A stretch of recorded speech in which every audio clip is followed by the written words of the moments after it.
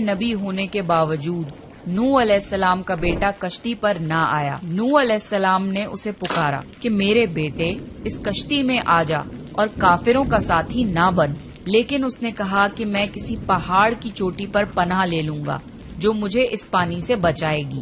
نوح علیہ السلام نے فرمایا کہ آج اللہ کے حکم سے کچھ بچنے والا نہیں مگر وہ ہی جس پہ اللہ رحم کرے۔ باپ اور بیٹے کے درمیان یہ گفتگو جاری تھی کہ ایک طوفانی موج نے ان کے بیٹے کو غرق کر دیا۔